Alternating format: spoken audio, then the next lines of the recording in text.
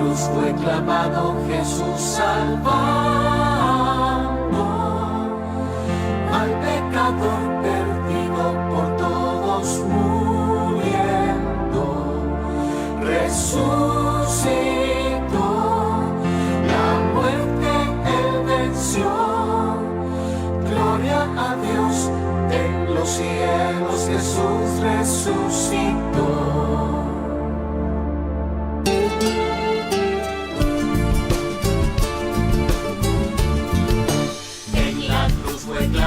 Jesús salvando al pecador perdido por todos muriendo. Resucitó, la muerte él venció. Gloria a Dios en los cielos, Jesús resucitó.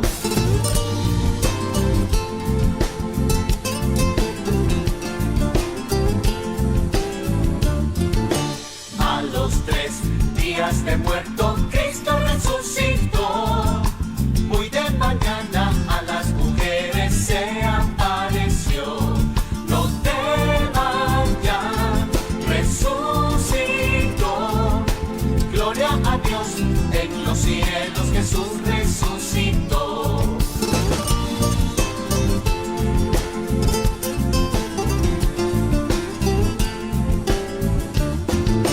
Corriendo a la tumba fueron Pedro y Juan. La tumba vacía y los lienzos solo están. Vacía está, él resucitó. Gloria a Dios en los cielos, Jesús resucitó.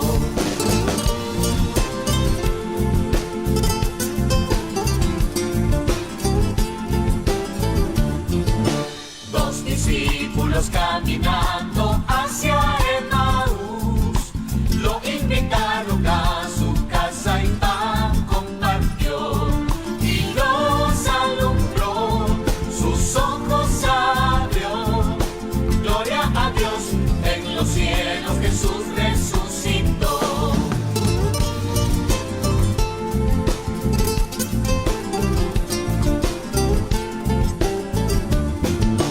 El Señor de fe y vida nos redimió, el Redentor del mundo vino y nos rescató. La paz nos dio, la paz nos dio, el Redentor del mundo, Jesús resucitó. Resucitó, resucitó, no está en la cruz y tumba, resucitó.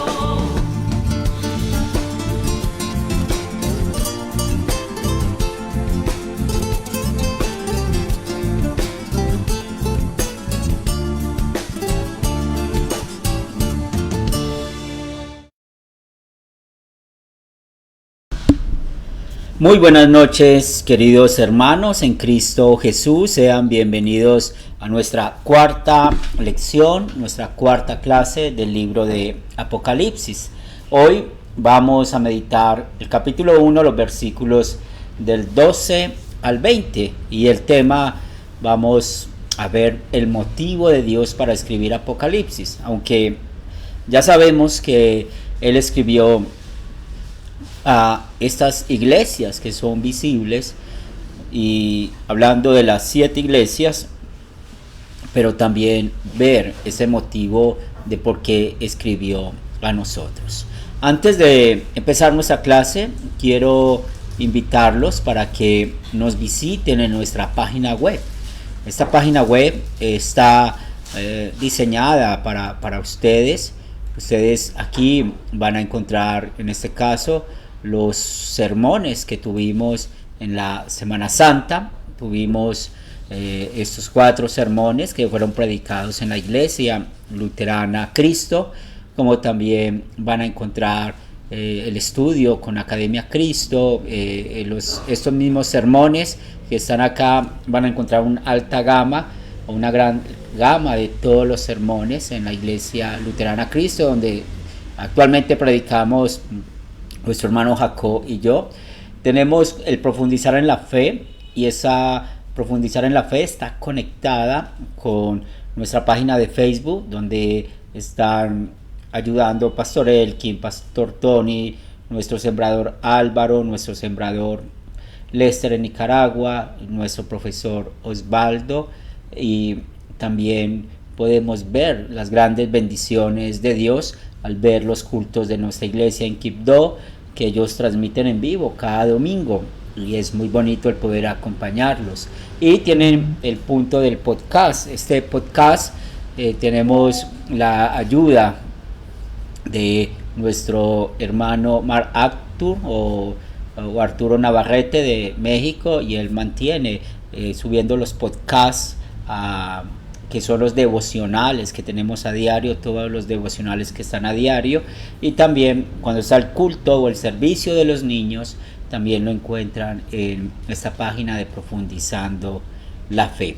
Y si ustedes desean tener otras clases, tenemos la biblioteca espiritual, y aquí en la biblioteca espiritual tenemos los cursos que ha dado Pastor Elkin, algunos cursos que hemos puesto como importantes, mas sin embargo están actualizándose. Nuestras raíces, hablando de las confesiones luteranas, la doctrina bíblica, que van a encontrar pues los estudios de tal manera amó Dios al mundo, y el catecismo de Lutero, que también tenemos los cursos que nuestro hermano Pastor Tony realizó. Entonces los invitamos para que puedan estar con nosotros en todo este camino espiritual, que todo este material espiritual es para su crecimiento espiritual. En el nombre del Padre, del Hijo, del Espíritu Santo. Amén. Señor, esta noche confesamos que somos pecadores, que te hemos ofendido en pensamientos, palabras y obras, y gracias mil por darnos la verdadera paz en Cristo Jesús. Reconocemos que somos pecadores, mas tu gracia es grande en nosotros, y por esto pedimos que el Espíritu Santo nunca nos abandone, que el Espíritu Santo siempre esté en nuestras vidas, en nuestros corazones, fortaleciendo nuestra fe y llevando la vida eterna en cualquier lugar que estemos, porque al predicar la ley y el Evangelio es la vida eterna que estamos llevando a otros lugares. Padre de amor, queremos poner en tus manos nuestra clase en esta noche, que tu mano poderosa nos guíe y nos fortalezca. Lo pedimos en el nombre de nuestro Señor y Salvador Jesucristo. Amén.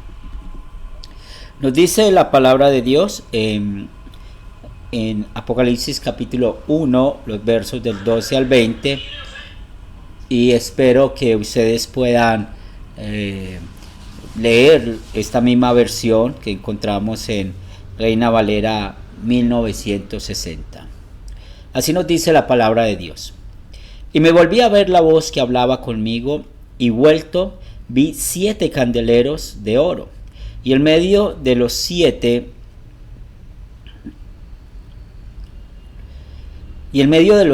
candeleros de oro a uno semejante al Hijo del Hombre, vestido de una ropa que llegaba hasta los pies, y ceñido por el pecho con un cinto de oro. Su cabeza y sus cabellos eran blancos, como la blanca lana, como nieve, sus ojos como llama de fuego, y sus pies semejantes al bronce bruñido, refulgente como en un horno, y su voz como estruendo de muchas aguas. Tenía en su diestra 7 estrellas, de su boca salía una espada aguda de 2 filos, y su rostro era como el sol cuando resplandece su fuerza. Cuando le vi, caí como muerto a sus pies, y él puso su diestra sobre mí, diciéndome: no temas, yo soy el primero y el último, y el que vivo y estuve muerto, mas he aquí que vivo por los siglos de los siglos. Amén. Y tengo las llaves de la muerte y del Hades. Escribe las cosas que has visto, y las que son, y las que han de ser después de estas. El misterio de las 7 estrellas que has visto en mi diestra, y de los 7 candeleros de oro. Las 7 estrellas son los ángeles de las 7 iglesias, y los 7 candeleros que has visto son las 7 iglesias.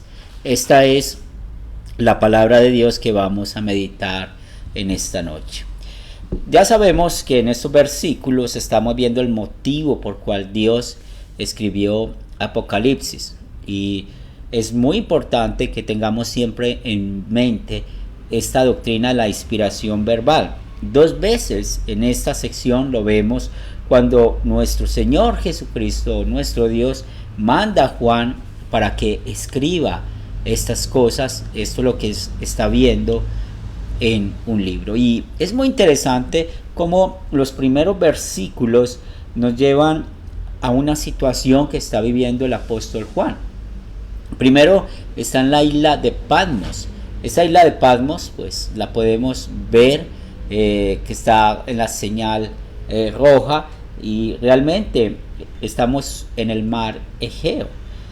Es una isla tal vez un poco pequeña, unos 80 kilómetros cuadrados, y al estar ubicada en Asia Menor y al suroeste de Éfeso, pues podemos ver que fue el lugar donde el Imperio Romano, que en ese momento, y vamos a hablar en unos minutos del emperador Domiciano, que fue el que estaba en esa época, y fue una persecución muy fuerte para el cristianismo, para el apóstol Juan. Y recuerden que por todo lo que hemos estudiado de su vida, él fue el último apóstol que estaba vivo.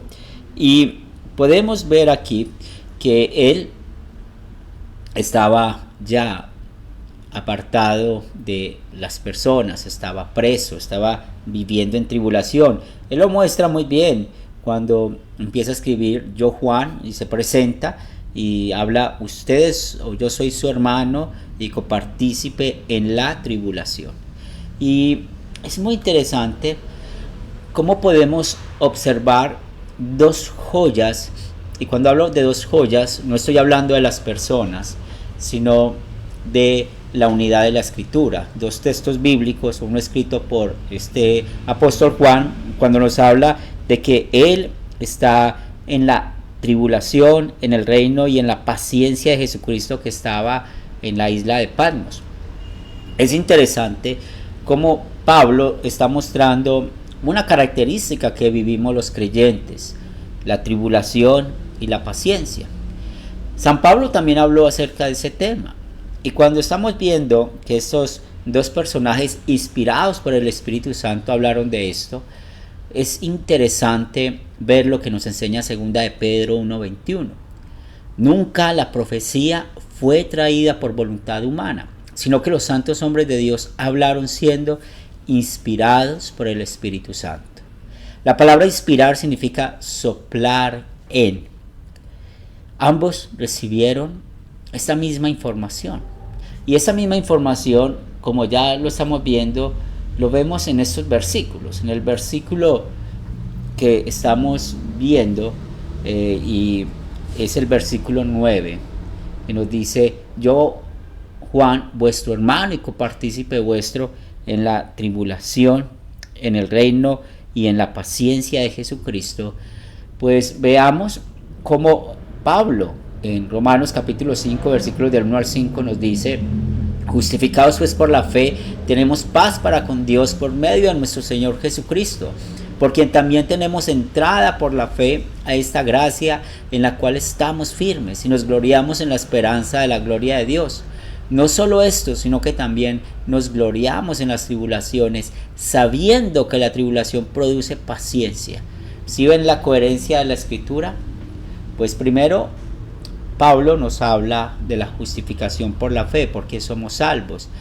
El apóstol Juan, pues claramente muestra, cuando dice copartícipe o vuestro hermano, pues está hablando que tenemos la misma creencia, esa paz que Cristo ganó por nosotros.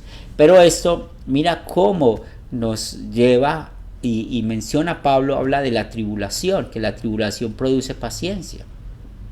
Y la paciencia prueba, y la prueba esperanza.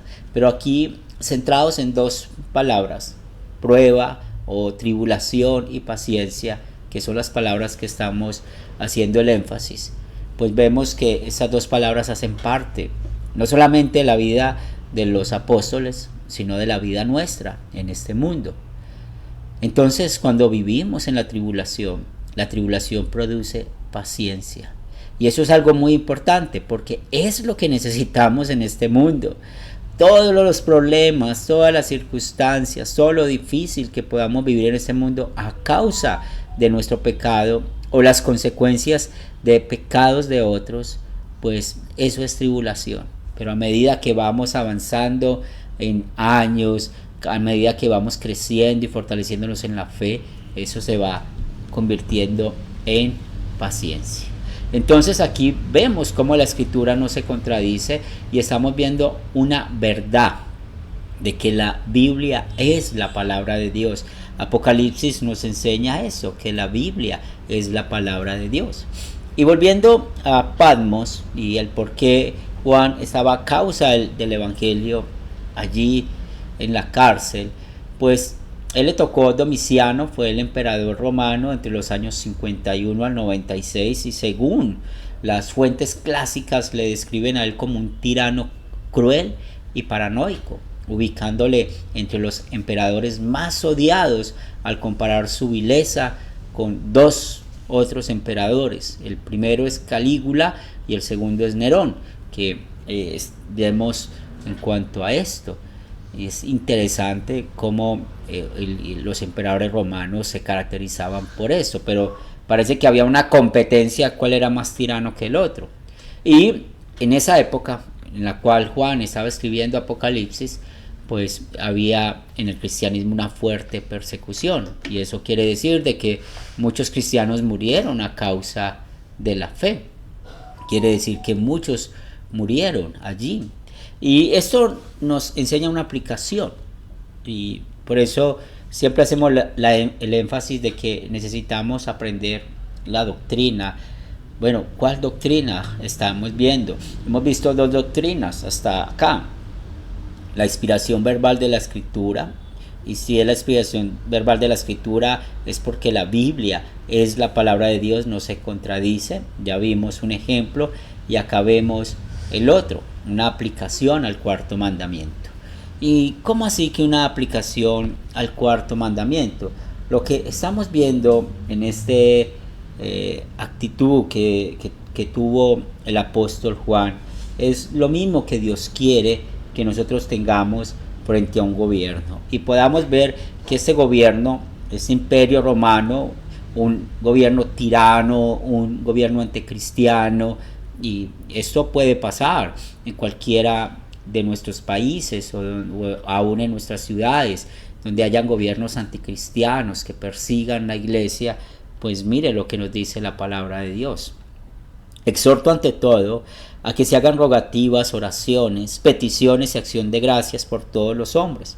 Y el versículo 2 nos dice: por los reyes y por todos los que están en eminencia.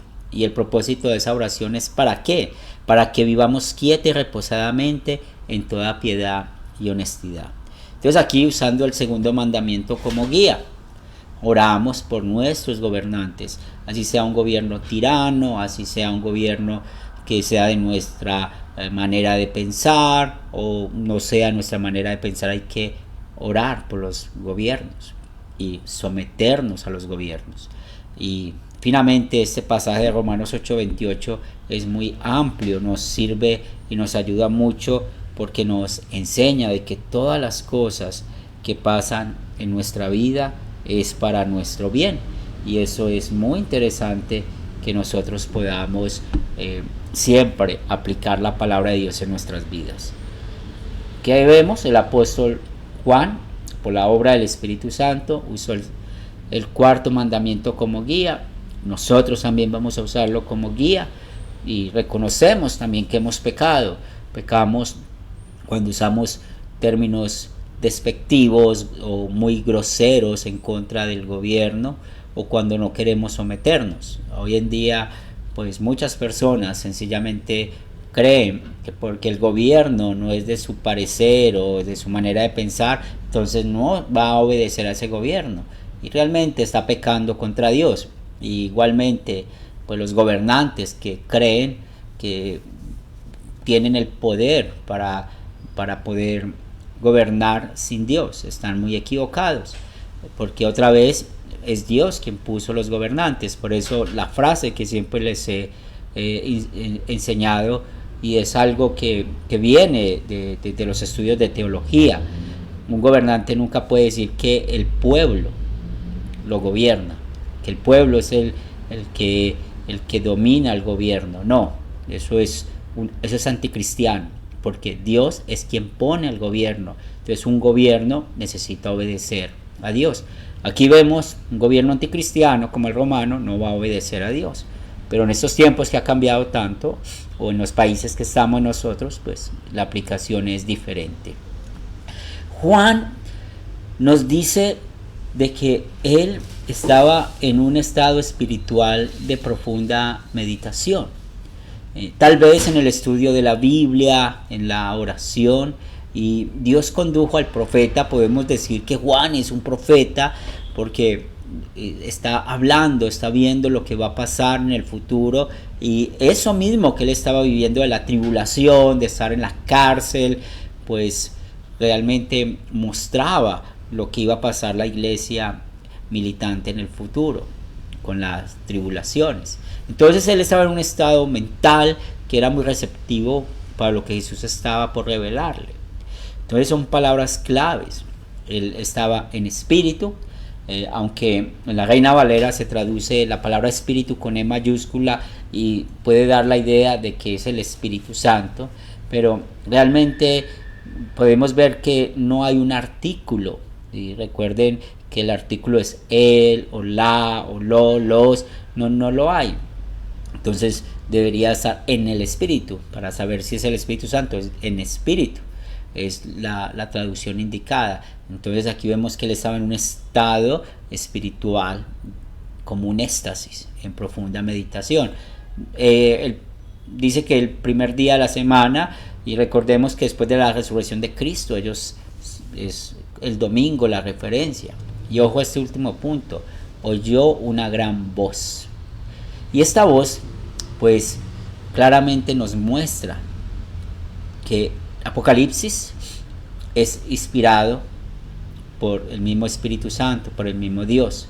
Y vemos esa voz como él lo identifica: el alfa, la omega, el principio, el fin. ¿Y cuál doctrina vemos aquí? Pues vemos un atributo de Dios, la eternidad de Dios. Entonces el mismo Dios muestra aquí su eternidad y le dice a Juan: escribe en un libro lo que ves. Por eso se peca contra el tercer mandamiento cuando nosotros que leemos la Escritura, escuchamos de la Escritura, vemos los versículos, las letras, y prometemos lo que la Biblia no promete o prohibimos lo que la Biblia no prohíbe. Es un pecado contra el tercer mandamiento. Y ejemplo de prometer lo que la Biblia no promete: sanaciones o prosperidad material o cualquier cosa que las personas hoy en día quieren usar la Biblia para querer mostrar el futuro. Otro ejemplo de prohibir lo que la Biblia no prohíbe es cuando se prohíbe el bailar o el tomar algo de licor, o las comidas, que todavía escuchamos personas que prohíben comer cerdo o morcilla, como lo llamamos acá en mi ciudad, tanta cosa. Entonces hay que tener mucho cuidado con esto, porque realmente nosotros, así como Juan escribió lo que vio, nosotros necesitamos hablar y predicar lo que vemos. Y por eso es muy importante de que Juan le está escribiendo a ciudades auténticas. Esto no es nada de simbolismo, porque los enemigos de la Biblia dicen que estas congregaciones nunca existieron, de que fue una manera simbólica que habló Juan, entonces estas cartas eran reales.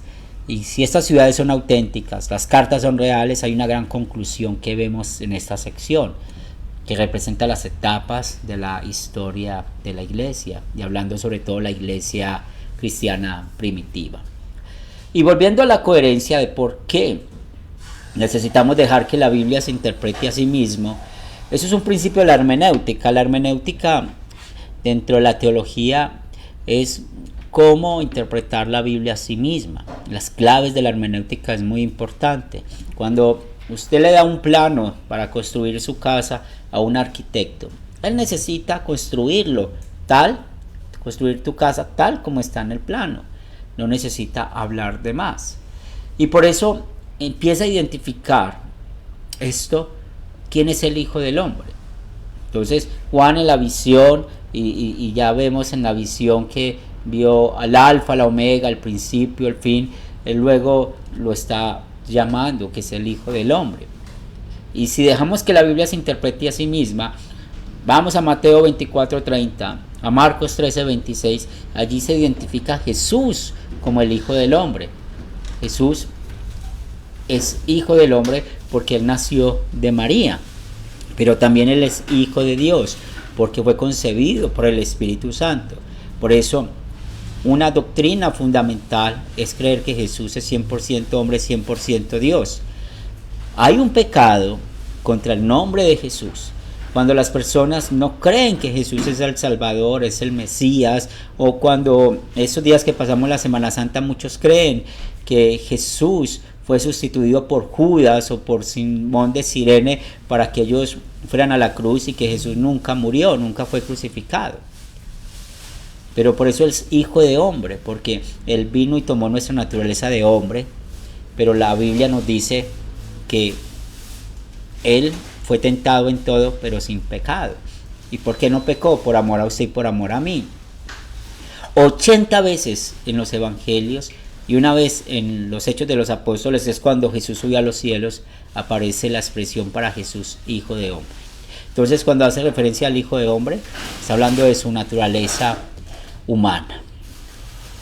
Y ahora ve Juan también su naturaleza divina, que está con una ropa que llegaba hasta los pies, que fue ceñido por el pecho con un cinto de oro, su cabeza y sus cabellos eran blancos. Y cuando estamos viendo de que el pecho y el cinto de oro está mostrando su poder, y sobre todo el poder en medio de la iglesia, porque esos 7 candeleros significa la iglesia visible, las congregaciones visibles. Los cabellos blancos significa que no tiene pecado. Sus ojos como llama de fuego, pues podemos hablar de su justicia, de cómo él castiga al que le rechaza.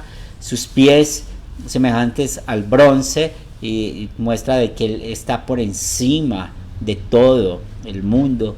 Y su voz, ¿cierto?, como estruendo de muchas aguas. Entonces vemos acá su naturaleza divina. Otra doctrina más que vemos en esta sección. Recuerden, ya hemos visto la inspiración verbal, que nos dice que la Biblia es la palabra de Dios. Vimos la aplicación al 4º mandamiento. Ahora estamos viendo Jesús es 100% hombre, 100% Dios. Y es lo que estaba viendo Juan. Y eso es muy importante para nosotros que somos cristológicos. Tenemos claro quién es Jesús.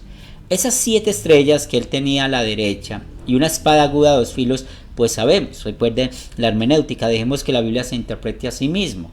Pues enseguida vamos a ver cómo la misma Biblia nos dice quiénes son esas 7 estrellas. Pero la espada de 2 filos, pues sabemos que es la misma palabra de Dios, la ley y el evangelio. Cuando habla de su rostro, como el sol que resplandece en su fuerza, pues vemos todo su magnitud, su poderío del mismo Jesús. Y vemos ese mensaje del evangelio, porque el verso 17 nos dice que Juan cayó como muerto al ver toda esa divinidad. Y Jesús, que le dijo: no temas, yo soy el primero, el último, el que vivo y el que estuve muerto, mas he aquí que vivo por los siglos de los siglos, amén, y tengo las llaves de la muerte y del Hades. Entonces vemos acá el mensaje del evangelio: no tengas miedo, no tengamos miedo.